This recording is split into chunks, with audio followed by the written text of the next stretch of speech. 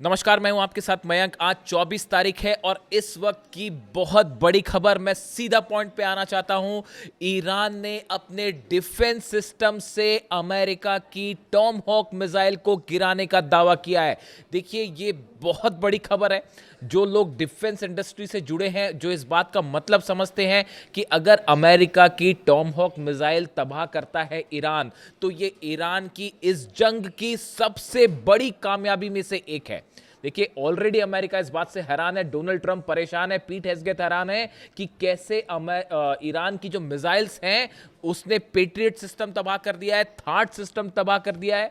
और उसके बाद अब खबर आ रही है कि अमेरिका की टॉम हॉक मिसाइल को मार गिराया है ईरान ने। जो खबर है पहले उसकी चर्चा करें। The Islamic Revolutionary Guard Corps claims its air defence unit intercepted and destroyed a US made Tomahawk cruise missile over Khanuj in Iran Kerman province before it could reach its target. Iran ने यह दावा किया है जो केरमनशाह province है वहां पर एक टॉमहॉक मिसाइल दागी गई थी जिसे ईरान के डिफेंस सिस्टम ने तबाह कर दिया है। According to press TV, the missile was detected, tracked and neutralised by Iran's air defence unit during ongoing US military strikes. जो खबरें ईरान में हैं, ईरान का जो प्रेस ये दावा कर रहा है कि इस मिसाइल को डिटेक्ट किया गया, डिफेंस मिसाइल फायर की गई और इसे डिस्ट्रॉय कर दिया गया हवा में। देखिए, टॉम हॉक वो मिसाइल है जो अमेरिका की सबसे डेडली क्रूज मिसाइल मानी जाती है। और जब इस तरह की खबरें आ रही थी कि यूक्रेन में टॉम हॉक मिसाइल तैनात होने वाली हैं, तो पुतिन ने जो है वो हाहाकार मचा दिया था कि अगर यहाँ पर आई तो मैं हमला कर दूंगा सीधा यूरोप पे। यहाँ तक धमकी दे दी थी उन्होंने। अब ऐसे में आप देखिए, ईरान का ये दावा है टॉम हॉक मिसाइल गिराने का। आप एक बार, अगर टॉमहॉक मिसाइल इतना अहम क्यों है ये पूरा मामला, अगर आप टॉमहॉक मिसाइल्स की जो फीचर्स हैं उस पर डिस्कशन करें। एक तो ये अपने साथ करीब 500 किलो तक का वॉरहेड लेके जा सकती है, यानी 500 किलो तक का बॉम्ब अपने साथ लेके जो है वो ट्रैवल कर सकती है। इसकी स्पीड करीब 900 किलोमीटर प्रति घंटा है, इसकी रफ्तार है। ये बेहद कम ऊंचाई पर उड़ती है, क्रूज मिसाइल है, यानी महज कुछ मीटर ऊपर जमीन पर उड़ती है। इसकी वजह से इसे डिटेक्ट करना, डिस्ट्रॉय करना बेहद मुश्किल होता है। इसीलिए इसे डिटेक्ट करना बहुत बड़ा चैलेंज है। और टॉमहॉक मिसाइल्स के डिटेक्ट करने के बहुत ही कम एग्जांपल्स मिलेंगे अगर आप उसको सर्च भी करेंगे तो। इसमें नेविगेशन सिस्टम है, जीपीएस है, टेरेन मैपिंग है, डिजिटल मैप है, मैचिंग, ये सब जो टेक्नोलॉजीज़ हैं, terrain counting, matching, telecom technologies, ये इसको बेहद आधुनिक बनाती है। ये अपना रास्ता बदल सकती है, अपने टारगेट को खोज के हिट कर लेगी। यानी देखिए, ये ऐसी चीज़ है टॉमहॉक मिसाइल जो सबसे एडवांस मिसाइल्स में से एक है अमेरिका की, खास तौर पर जब शॉर्ट डिस्टेंस टारगेट की बात होती है। हम अभी आईसीबीएम की बात नहीं कर रहे या बैलिस्टिक मिसाइल्स की बात नहीं कर रहे हैं। ये जो शॉर्ट रेंज मिसाइल्स है जो कम डिस्टेंस से फायर की जाती है, इसमें बहुत ही ज़्यादा ये सटीक मानी जाती है। अब देखिए, ऐसे हालात में एक तो इसको बनाने में बहुत वक्त लगता है, करीब 2 साल लग जाते हैं एक मिसाइल बनाने में, और 34 करोड़ के करीब इसका खर्चा आता है, जो इसकी जो जानकारियाँ हैं। अब देखिए, इस पे जो है, इसको डिटेक्ट करने का मतलब ये है कि ईरान के पास, देखिए, ईरान ने दरअसल पिछले, अगर आप 7 दिन की बात करें हमलों की, देखिए कभी भी कोई भी खबर को जब आप एनालाइज करते हैं तो 2 तरीके से, 2 स्तर पर होती है। एक तो पत्रकार की तरह मैंने आपको खबर बता दी साहब कि कुवैत पर हमला हो गया, वहाँ पेट्रियट तबाह हो गया, फिर जो है जॉर्डन में हमले हुए, वहाँ थार्ड सिस्टम तबाह हो गया, इस तरह की बातें। एक होती है आप उसको एक्सपर्ट्स के साथ चर्चा करते हैं, उसको समझने की कोशिश करते हैं कि इसके क्या मायने हैं, यानी आप उसका एनालिसिस करते हैं। देखिए, आज एक, मैं सुबह अपना वीडियो जो मैंने डाला, सुबह वीडियो, सीरैम सिस्टम जो है अमेरिका का, वो तबाह किया गया।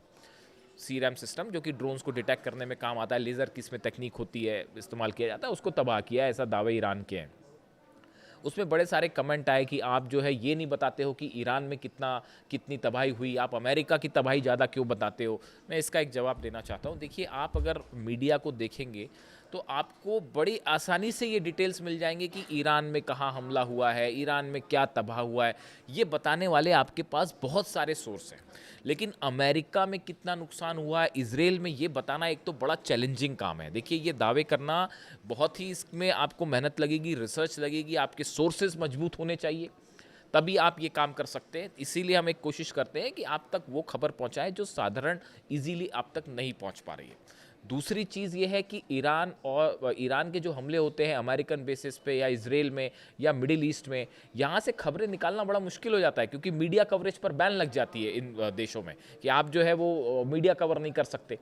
आप चाहे सऊदी अरब की बात कर लें, चाहे आप यूएई की बात कर लें, सब जगह निर्देश हो जाता है कि भाई इसको कवर मत करिए। इसी तरह का हाल जो है वो कुवैत में भी है, इसराइल से तस्वीरें बाहर आती नहीं है।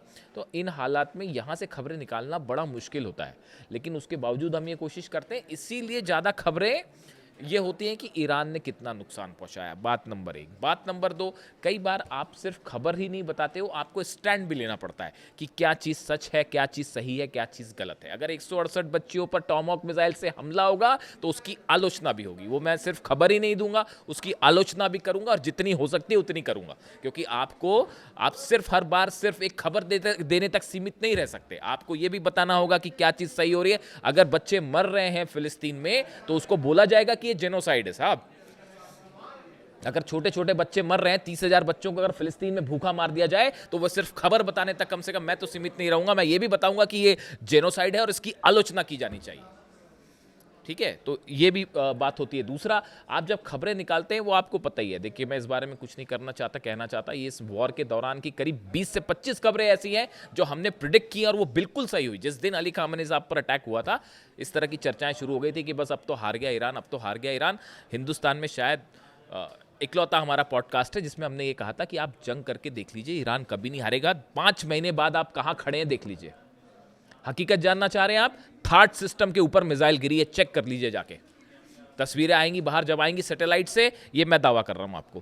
थार्ड सिस्टम के ऊपर मिसाइल गिरी है। पेट्रियट सिस्टम 3 जगह तबाह हुए हैं। मुझसे कोई कह रहा था कि आप बार बार पेट्रियट, भाई साहब कुवैत में अलग पेट्रियट सिस्टम तबाह हुआ है, बहरीन में अलग तबाह हुआ है, जॉर्डन में तबाह हुआ है। जॉर्डन में तो जहां लगा था ना पेट्रियट सिस्टम, उसके ऊपर खुर्रमशहर 4 मिसाइल गिरी है। पता कर लीजिएगा जाके, अभी दावे आएंगे। 30 प्लेन पिछली बार गिरने की हमने बात कही थी, निकले 42 प्लेन्स गिर गए थे। और इस बार भी अभी बार बार हम कह रहे हैं कि जॉर्डन में बड़ा नुकसान हुआ। F-15 एक गिरने की और एक जलने की बात आ रही है, अभी आप देखते जाइए। अभी जब ये सीनेट कमेटी बैठेगी और 6 महीने बाद बताएगी कि जॉर्डन के बेस पर क्या हुआ, कुवैत के बेस पर क्या हुआ, बहरीन के बेस पर क्या हुआ, तब पता चलेगा। लेटेस्ट जो अपडेट आ रही है कि कुवैत में जो है वो कुवैत की सेना का एक मिलिट्री का बेस है, उसके ऊपर ईरान ने हमला किया है। लेटेस्ट जानकारी बता रहा हूं मैं आपको। कुवैत में मिलिट्री बेस पर अटैक हुआ, लेकिन वो मिलिट्री बेस ऑपरेट अमेरिका कर रहा था, सैनिक अमेरिका के थे, वॉरहेड्स वहां पे जितने भी युद्ध से जुड़ी चीजें थी वो अमेरिका की थी। उसके ऊपर सीधा स्ट्राइक हुई है, मिलिट्री सेंटर के ऊपर सीधा कुवैत पे स्ट्राइक हुई है। और ईरान का दावा है बड़ी संख्या में वहां भी सोल्जर्स घायल हुए अमेरिका के। अब ये बातें कोई स्वीकार करेगा नहीं, लेकिन निकल के आती हैं, तो आपको ये सब चीजें कैलकुलेट करनी पड़ेगी कि भाई कैसे हुआ। इसीलिए ये टॉमहॉक मिसाइल वाला जो है, देखिए, अगर आपने टॉमहॉक मिसाइल मार के गिरा दी, मान लीजिए अगर ये खबर सच है जो ईरान दावे कर रहा है, ईरान के दावे जो हैं कि भाई हमने टॉमहॉक मिसाइल गिरा दी। अब अगर टॉमहॉक मिसाइल गिरा दी और अगर ये खबर सही निकल जाती है, तो आपको फिर ईरान के उन दावों को भी मारना पड़ेगा कि साहब थार्ड उड़ा दिया है और पेट्रियट उड़ा दिया है। फिर आप उसको भी मानिए। फिर आप इस बात में भी कोई आश्चर्य नहीं होगा कि वो जो कह रहा है कि भाई हैंगर्स में जो है F-15 जेट्स खड़े थे, हैंगर के ऊपर मिसाइल मारी और सब तबाह हो गए। वो धीरे धीरे सैटेलाइट तस्वीरें आनी शुरू हो गई हैं। इसीलिए इन खबरों का एनालिसिस जो है मुश्किल है थोड़ा सा। अब देखिए, ये जो अगर अमेरिका के हमलों की बात की जाए, जो अमेरिका ने स्ट्राइक्स की है पिछले 12 घंटे में, केशम आइलैंड्स पर हमले हैं, एहवाज में हमले हैं, खुजेस्तान में हमले हैं, लारक आइलैंड्स के पास हमले हैं, सिरीक पर हमले हैं, बंदर अब्बास में हमले हैं, अधिमेश्क में और ओमिदी है, ये वो इलाके हैं। करीब 15 इलाके ऐसे हैं जहां पर धमाकों की आवाज़ें हैं पिछले 12 घंटे के अंदर। तो ईरान पे तो स्ट्राइक हो ही रही है, लेकिन जब आप आ जाके सर्च करेंगे तो आपको दुनिया भर के अखबार, दुनिया भर के मीडिया आपको डिटेल बता देगी बड़ी आसानी से कि हाँ भाई, ईरान में जो इस जगह धमाके हुए, ईरान छुपाता भी नहीं उस बात को, बता देता है हाँ यहाँ हमारे हमले हुए हैं, इतने पुल तबाह हुए हैं। आपको ये बात कौन बताएगा कि जॉर्डन में कितने बेस तबाह हुए हैं अमेरिका के, कुवैत में कितने बेस तबाह हुए हैं, बहरीन में कहाँ कहाँ मिसाइल्स गिरी है, अमेजॉन के डेटा सेंटर पर हमला हुआ, आज खोल के देख लीजिए पूरी खबरें क्या है। मिसाइल गिरी, उसके 15 मिनट के अंदर हमने खबर अपलोड कर ली थी, परसों का मेरा वीडियो उठा के देख लीजिए आप। अमेजॉन का डेटा सेंटर हिट हुआ था 15 मिनट के अंदर, जबकि मैं तो पॉडकास्ट कर रहा हूं। और देखिए ये सब दावे सच साबित होंगे। थर्ड सिस्टम, उससे कई कमेंट्स पे सवाल उठ रहे थे कि ये कैसा हो सकता है, कैसे हो सकता है। पेट्रियट सिस्टम तबाह हुआ है, थर्ड सिस्टम तबाह हुआ है, जेट्स कई जलने की खबर है, और अब ये है ये टॉमहॉक वाले जो ये अभी दावे के लेवल पे है। इसको वेरीफाई करने में टाइम लगेगा, है या नहीं है, टाइम लगेगा, लेकिन ये दावा चूंकि है और बहुत बड़ा दावा है, तो टॉमहॉक मिसाइल को मार गिराना आसान बात नहीं है। अब इसके अलावा देखिए 13 दिन में 55 लोगों की मौत है ईरान में। ये ईरान की तरफ से कहा गया है कि ये जो 13वीं दिन की स्ट्राइक हुई बीती रात, इन 13 दिनों में ईरान में 55 लोगों की मौत हो गई है। और अब देखिए हमले जो हो रहे हैं वो सेंट्रल ईरान पे हो रहे हैं। आप इस बात को समझिए। पहले दो कोशिशें चल रही हैं डोनाल्ड ट्रंप की तरफ से, अमेरिका की तरफ से। एक, हॉर्मूज के आसपास हमले किए जाएं। पहले इन्होंने कोशिश की कि मेन लैंड से हॉर्मूज को हम अलग कर दें। 11 दिन तक जो बमबारी थी उसकी कोशिश ही यही थी। ये शायद चाहते थे ग्राउंड ऑपरेशन करें, और वो एक कोशिश थी कि भाई बंदर अब्बास हो गया, केशम हो गया, लारक आइलैंड हो गया, सिरिक हो, इन सब का हम मेन लैंड ईरान से कनेक्शन तोड़ दें। इसलिए पुल तोड़ रहे थे बम गिरा के। वो पुल तोड़ दे रहे हैं, वो 6 घंटे के अंदर साहब पुल बना दिया फिर से। ऐसी भी तस्वीर आई है। बंदर अब्बास के पास एक पुल पर हमला हुआ और वो पुल गिरा, मेन कनेक्शन लाइन थी, वो जैसी गिरी उसके वो अमला वहाँ खड़ा हो गया, तुरंत जाके उसको बनाने में जुट गया। ऐसी ईरान थोड़ी ना। आप खुद सोचिए इस बात को, जो मेरे पे सवाल उठा रहे हैं, जरा वो इस बात को सोचें। दुनिया में इजराइल की आर्मी और उसकी ताकत आप जानते ही हैं। अमेरिका के पास आप हथियार देख लीजिए, अरब देशों, इन सब से एक देश मुल्क लड़ाई कर रहा है पिछले 5 महीने से। और आप क्या कर पाए? आप क्या ईरान में कब्जा कर पाए, कदम रख पाए? डर रहे हैं अभी भी डर है साहब कि अगर वहाँ कदम रखेंगे तो पता नहीं क्या होगा। इसी वजह से ऑपरेशन नहीं हुआ। वो एयर स्ट्राइक्स होती रही, लेकिन ये जो ग्राउंड ऑपरेशन वाला प्लान है फिर कैंसिल हो गया। ये कोशिश कर रहे थे केशम आइलैंड पे और या फिर अबू मूसा आइलैंड पे या ऐसे किसी आइलैंड पर कब्जा करने की, लेकिन वो हो नहीं पा रहा है। क्यों? डर रहे हैं साहब हमला कर। वो तो जो छोड़ी है, वो तो ऐसा ठोक रहे हैं। हॉर्मूज में एक जहाज़ गिरने की तस्वीर देखी आपने? वो हॉर्मूज में अब जब कंफर्म हो जाएगा तो मैं बताऊंगा क्या। अभी ये कंफर्म नहीं है कि कौन सा जेट गिरा है। अमेरिका का एक जेट हिट किया गया है हॉर्मूज के आसमान में, उसके गिरते हुए और आग लगती हुई तस्वीरें हैं। अब वो कौन सा है, वो इनका वो महंगा वाला ड्रोन, क्या नाम है उसका, वो ड्रोन है या कोई F-15 तो नहीं हिट हो गया? इस तरह की भी खबरें हैं। अब अभी वो सच्चाई जब होगी तब सामने आएगी। MQ-9 रिपर ड्रोन तो ऐसे गिर रहे हैं जैसे बच्चे मार के गिरा देते हैं, पतंगों को गिरा देते हैं, खींच के काट देते हैं, वैसे रिपर ड्रोन्स गिर रहे हैं। पता नहीं कितने अरब का है वो। तो अब वो रिपर ड्रोन गिरा है या फिर F-35 F-15 जो है वो फिर से डाउन हो गया है हॉर्मूज में। उसकी तस्वीरें हैं, अब देखना पड़ेगा उसमें सच्चाई क्या है। और वो लाल सागर के आसपास जो है, अलग से वीडियो कर दूंगा मैं, वो लाल सागर के आसपास ईरान ने अपनी बैलिस्टिक मिसाइल तैनात कर दी है। वहाँ सिर्फ हूती का खेल नहीं है वहाँ पे। तो बड़ी सीधी सी बात है, हूती मतलब पीछे रूस बैक कर रहा है, ईरान बैक कर रहा है हूतीस को। और 2 अरब के 2 जहाज़ ठोकने का मतलब है। अभी क्यों नहीं हुआ हमला? अब तक कर देते हमला, सऊदी अरब हमला कर देता।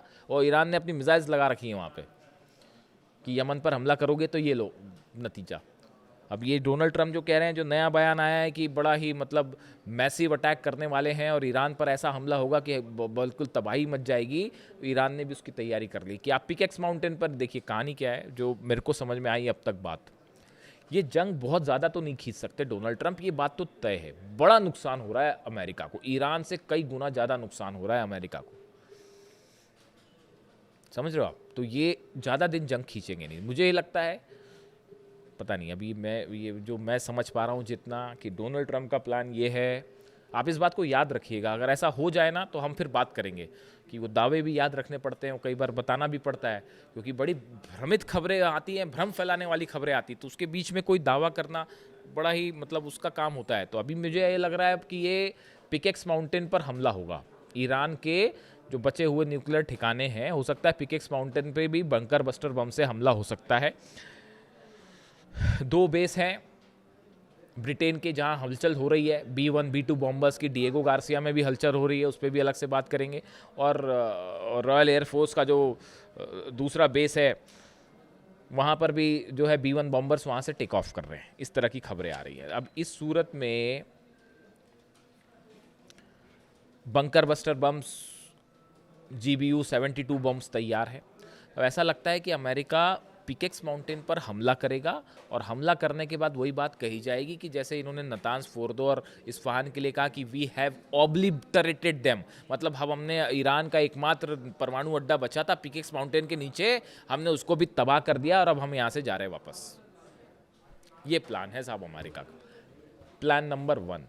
और प्लान नंबर 2 है बड़ी जंग करी जाए, लंबी जंग करी जाए, लेकिन इसकी बहुत बड़ी कीमत चुकानी पड़ेगी डोनाल्ड ट्रंप को। अब वो हिम्मत कर पाएंगे नहीं कर पाएंगे वो आप जानो। ईरान तो तैयार खड़ा है, ईरान कह रहा है आप आइए हमला कर लीजिए, दो करना है कर लीजिए। आपने 28 तारीख को वो कर दिया है जिसके बाद ईरान के अंदर से डर खत्म हो चुका है। अली खामनी साहब को आपने असैसिनेट करके ईरान की 9 करोड़ जनता को आपने अली खामनी बना दिया है। हकीकत सिर्फ ये है। आप ईरान के लोगों के मेरे वीडियो में कमेंट्स आते हैं, जब इंटरनेट खुलता है वहाँ इलाकों में, तो वो वहाँ भी बड़ी अच्छा, ये मैं बड़ा शुक्रगुजार हूँ इस बात के लिए। मेरे पास ईरान से कमेंट आते हैं, I am so thankful for them. वो वहाँ पे ईरान में वीडियो देख रहे हैं, जो हिंदी जानते होंगे वो देख रहे हैं। एक भाई साहब का एक दिन कमेंट आया, वो तो बहुत ही बड़ी बात थी कि हम जो है वो तेहरान में आपका वीडियो देखते हैं और जो लोग फारसी जानते हैं उनको उसका अर्थ समझाते हैं। ये तो बहुत ही बड़ा कॉम्प्लीमेंट था, बहुत ही बड़ी बात है। तो खैर, तो अब हालात ये है कि डोनाल्ड ट्रंप पिकेक्स माउंटेन पर हमला करने की तैयारी में, और ऐसी भी खबरें आ गई हैं कि ईरान की तरफ से बड़ी वार्निंग दे दी गई है कि अगर हमारे पिकेक्स माउंटेन पर हमला हुआ, जाग्रोस पर हमला हुआ, तो बाकी तो पता नहीं तेल अवीव नहीं बचेगा। तेल अवीव पे हम सीधा हमला करेंगे। वो ईरान ने अपनी प्लानिंग कर रखी है। मैं आपको बताऊंगा कैसे नेटो के बेसिस पर हमला होने वाला है, यूरोप कैसे खतरे की जद में है, और कैसे जो है वो तेल अवीव से सीधा इजराइल पर हमला कर देगा ईरान, अगर पिकेक्स माउंटेन पर न्यूक्लियर सेंटर्स पर हमले होते हैं तो। लेकिन इस बीच बड़ा डेवलपमेंट ये है साहब कि अब्बास अराक्ची साहब की लावरोव से मुलाकात हुई है, रूस के विदेश मंत्री से, और चीन के विदेश मंत्री वांग यी से मुलाकात हुई है। एससीओ समिट हो रही है उसमें, और उसमें काफ़ी सारे डेवलपमेंट हैं। देखिए, बड़ी चीज़ें होती हैं जब आप डिप्लोमेसी की बात करते हैं। देखिए, जितनी लंबी जंग उतनी बड़ी ईरान की जीत, हकीकत यही है। तो अब ये रूस का क्या कहना है, चीन का क्या कहना है, ये सब चीज़ें तय करेंगी कि आगे क्या होने वाला है। लेकिन फिलहाल जहाँ से बात शुरू की थी कि अगर वाकई ईरान ने टॉमहॉक मिसाइल गिरा दी है, तो ये तो ईरान ने वाकई गजब कर दिया है। वीडियो कैसा लगा कमेंट करके ज़रूर बताएं। Thank you so much.